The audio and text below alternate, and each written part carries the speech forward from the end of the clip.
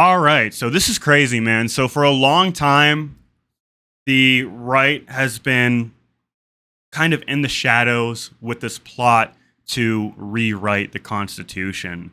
I think the right is a lot better at creating grassroots movements, and I mean a reason why they're better at it is one of the reasons why they're better at it is because they have the money, like these like right wing billionaire weirdos who want to play God.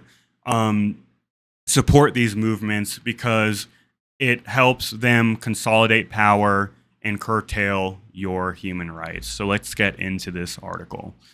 This article comes from Common Dreams, and it was written by Julia Conley. Warnings mount over right-wing plot to rewrite U.S. Constitution. Government watchdogs are warning that the Republican takeover of state legislatures in recent years could imminently have major implications for the United States, as a right-wing effort to hold a new constitutional convention appears closer than ever to being realized. On Monday, former Democratic U.S. Senator Russ Feingold wrote in an op-ed at The Guardian that Article 5 of the U.S. Constitution allows the document to be amended, either with amendments being proposed by 2/3 of Congress and ratified by 3/4 of the states, or through a method that has never been tested, the establishment of a new constitutional convention. To hold a new convention, 2/3 of all state legislatures, 34 total, must apply to hold the gathering, where lawmakers would have broad freedom to change the Constitution however they saw fit. 3/4 of states would have to ratify their proposed amendments.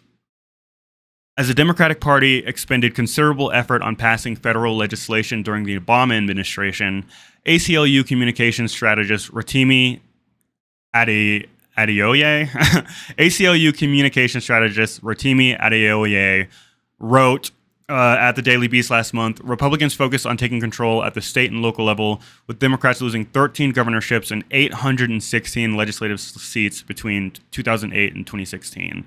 So I know that these state races and state legislators don't get as much attention as the Senate and Congress and all these national senators and Congress people, but having control over the state legislature is incredibly important, and that's how the right has been able to pass these insane laws in certain places, like curtailing LGBTQ rights and cracking down on free speech, like all this crazy bullshit, man.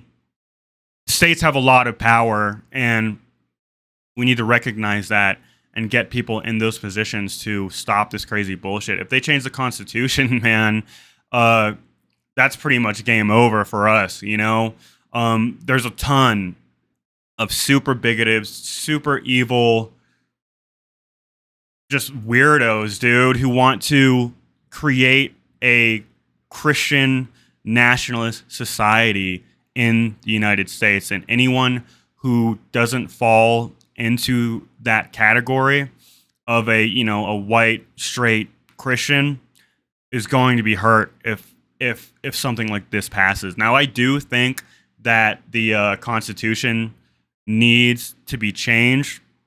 I think it needs to guarantee more human rights, like the right to housing, the right to food, all that kind of stuff. But as it stands now, the right is in a lot better position to use this situation of changing the Constitution to their benefit instead of our benefit, Feingold noted that if right-wing advocates for a new convention like the Convention of States Project and the American Legislative Exchange Council get their way, there would be few limits on how Republicans can change the Constitution. There is nothing in the Constitution about how delegates would be selected, how they would be apportioned, or how amendments would be proposed or agreed to by delegates. And there is little useful historical precedent that lends insight to these important questions. This means that nearly any amendment could be proposed at such a convention, giving delegates enormous power to engage in political and constitutional redrafting. The framers left no rules, wrote Feingold in his new book, The Constitution in Jeopardy. In this uncertainty lies great danger and possibly great power. The former Wisconsin senator wrote at The Guardian that Republicans could use a new convention to craft an amendment banning abortion care, strip Americans of voting rights, gut federal anti-poverty programs, and further threaten people's right to be safe from gun violence by enshrining their interpretation of the Second Amendment.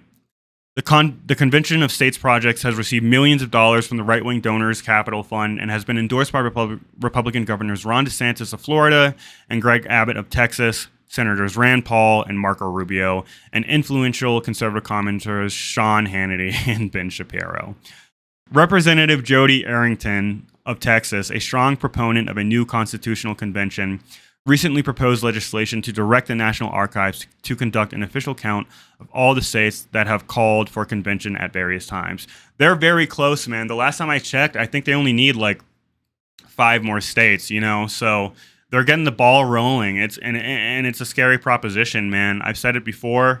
The right has felt like they have been kicked down and pushed to the side by society for a long time because of the social progress, like economically, we're just as fucked up as we've been since, the Reagan era, but they don't like this and they're fighting hard to curtail human rights, man. It's not going to be pretty. So like I always say, we have to take a page out of their playbook and do these things, man. We have to fight more dirty. We have to engage in the political struggle much more seriously, man, and build that grassroots up to prevent shit like this from happening.